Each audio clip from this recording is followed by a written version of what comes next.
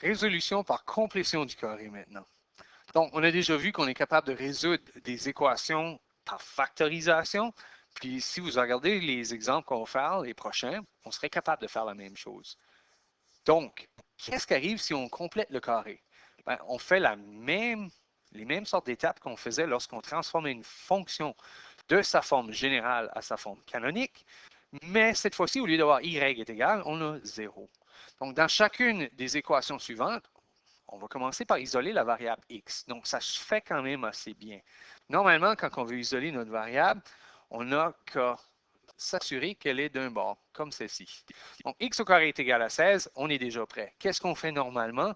Si je veux avoir x, je vais faire la racine carrée. Maintenant, il ne faut pas oublier que quand je fais la racine carrée, automatiquement, il faut que moi, je pense à x est égal plus ou moins 4. Souvent, on mettait le plus ou moins en haut ici, juste pour se rappeler qu'il ne faut pas l'oublier. Donc, il y a deux réponses possibles. Est-ce que c'est vrai? Si je prends moins 4 et je l'élève au carré, c'est moins 4 fois moins 4. Un négatif fois un négatif, ça donne un positif. 4 fois 4, 16. Donc, oui, c'est vrai. Et 4 au carré donne 16 également. Donc, les solutions que je trouve sont les suivantes. Plus et moins 4. Bon, le second, même principe, sauf que cette fois-ci, la variable n'est pas totalement isolée. Fait que je vais m'assurer que le x au carré est tout seul. X au carré est égal, 5 s'en va de l'autre côté, 20 plus 5, puisqu'on change de signe, ça fait 25. C'est un peu la même histoire que tout à l'heure, c'est-à-dire on fait la racine carrée des deux bords. Encore une fois, on n'oublie pas le plus et le moins. Et à ce moment-là, on obtient que x est égal plus ou moins 5. Encore une fois, si je veux m'essayer, je peux vérifier si ça fonctionne. Bon, si je prends mon moins 5 et je l'essaie dans le premier, c'est-à-dire celui-ci, moins 5 fois moins 5, ça donne 25 positif, un négatif fois un négatif. Donc, 25 moins 5, ça donne 20. Donc, oui, ça fonctionne. Et la même chose si j'essaie avec le plus 5. Bon, là, le troisième, il est un peu différent. Puis celui-là fait vraiment penser à ce qu'on va voir un peu plus tard lorsqu'on essaie de faire la complétion au carré. Donc, le but souvent, c'est d'arriver à quelque chose élevé au carré est égal à quelque chose. Donc, c'est là que je commence à dire, OK, mais pour être capable d'isoler le x, et comme vous voyez, le x, il est là, j'ai un petit problème. Le premier problème, c'est que j'ai un carré là. Comment je fais pour m'en débarrasser? Exactement les mêmes étapes que je faisais tout à l'heure. Je fais ma racine carrée d'un bord, je fais racine carrée de l'autre et j'essaie de ne pas oublier le plus ou moins. Donc, qu'est-ce que ça me donne? Une fois simplifié, x moins 2 au carré, sa racine carrée donne x moins 2. Et la racine carrée de 9, c'est 3. Mais encore une fois, il ne faut pas oublier le plus et le moins. Mon but, encore une fois, c'est d'essayer d'isoler le x. Donc, c'est lui que je veux. Maintenant, pour l'isoler, il faut absolument que je tire mon 2 de l'autre bord. Un conseil, quand vous l'envoyez de l'autre bord, c'est probablement préférable de le mettre devant le plus ou moins. Et à ce moment-là, il me reste à trouver les possibilités. Je suis rendu vraiment aux réponses. Bon, il y a deux possibilités. La première étant que quand je regarde, je peux avoir le côté positif, c'est-à-dire au négatif, je devrais dire x est égal à 2 moins 3. Puis 2 moins 3, mais ça donne moins 1.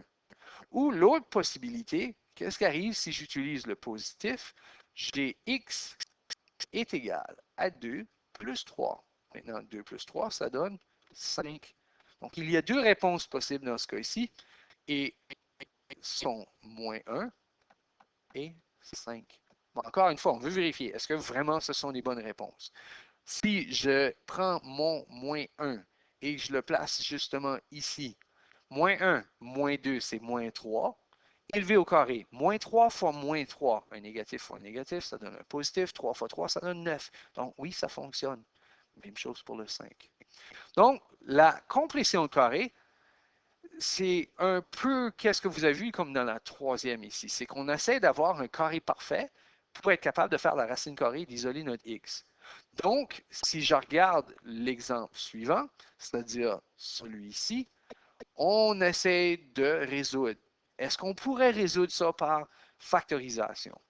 Bien, chances sont que oui, il est faisable par factorisation. D'ailleurs, au pire, je pourrais le faire après pour montrer qu'il y a plus qu'une méthode. Maintenant, on va essayer de pratiquer la complétion de carré sur celui-ci. Donc, voici les étapes. 1. S'assurer que l'équation est décrite sous la forme P de x égale 0. Donc, ça, c'est quand même assez familier. Qu'on fasse la factorisation ou la complétion au carré, il faut s'assurer que ça soit égal à 0. Bon, qui veut dire que j'ai 4x au carré plus 8x, le 12 change de bord, donc moins 12 est égal à 0. Première étape. Parfait. Maintenant, ça, c'est quand même assez vaste. Compléter le carré. Pour compléter le carré, une des premières choses que je dois faire, c'est m'assurer que je n'ai pas de A. Ici, le A est 4. Ça veut dire que je vais diviser tout le monde par 4. En divisant par 4, j'ai maintenant la valeur suivante. 4x4 divisé par 4 donne 4x carré, excusez, donc x carré, plus 8 divisé par 4, ça donne 2x, moins 12 divisé par 4, ça donne moins 3, et c'est égal à 0. Encore une fois, j'ai laissé un espace. L'espace correspond à, une fois on a fait le A, on s'occupe maintenant du B. Le B est 2.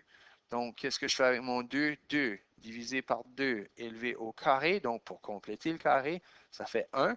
1 au carré, ça donne 1. Donc, je rajoute 1 et j'enlève 1. Ça va bien jusqu'à maintenant. Remarquez qu'en divisant par 4, lorsque je l'ai fait ici, le 4 est disparu. Le 4 ne revient plus. Donc, contrairement à lorsqu'on avait la fonction, il fallait le ramener. Cette fois-ci, il est parti. On n'a même plus besoin de s'en occuper. Donc, pour compléter le carré, x plus 2x, x au carré plus 2x plus 1 est un carré parfait. C'est le x quoi? Bien, ici, j'ai moins 1, moins 3, ça donne moins 4 est égal à 0. Ça va bien, mais qu'est-ce qui va entre parenthèses? Encore une fois, quand j'ai fait mes étapes, avant d'élever au carré, j'avais un 1 positif. Donc ici, c'est plus 1. Ou si vous voulez, c'est la moitié de celui-là. Ou c'est la racine carrée de celui-ci. Donc, vous avez plusieurs différentes possibilités. Bon, j'ai complété mon carré. Ça, c'est la complétion carré. Normalement, je pourrais dire que le sommet est, sauf que le 4 est parti. Fait que ça change des choses. Maintenant, on est rendu au point où est-ce qu'on continue de ce côté-ci. On veut isoler la variable. Pour isoler la variable, je deviens pratiquement comme la C qu'on avait fait tout à l'heure. C'est-à-dire, je vais envoyer le 4 de l'autre bord et je vais essayer de trouver qu'est-ce qui est la valeur de X. Donc, première des étapes, en continuant cette partie-ci, je vais isoler mon X plus 1 au carré et c'est égal à 4. Prochaine étape, qu'est-ce que je fais? Ben, je veux X. Donc, je fais ma racine carrée. Encore une fois, plus ou moins, il ne faut pas l'oublier. Donc, racine carrée de x plus 1, c'est x plus 1. Et c'est égal, plus ou moins, la racine carrée de 4, c'est 2. Donc, ça veut dire que j'ai x qui est égal moins 1, plus ou moins 2. Donc, c'est à partir de ce moment-là que j'essaie de trouver les deux possibilités. Une des possibilités, c'est que x est égal moins 1, moins 2, pour un grand total de moins 3.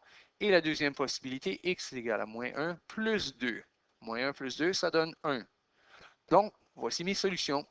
Je peux avoir moins 3 ou 1 comme solution.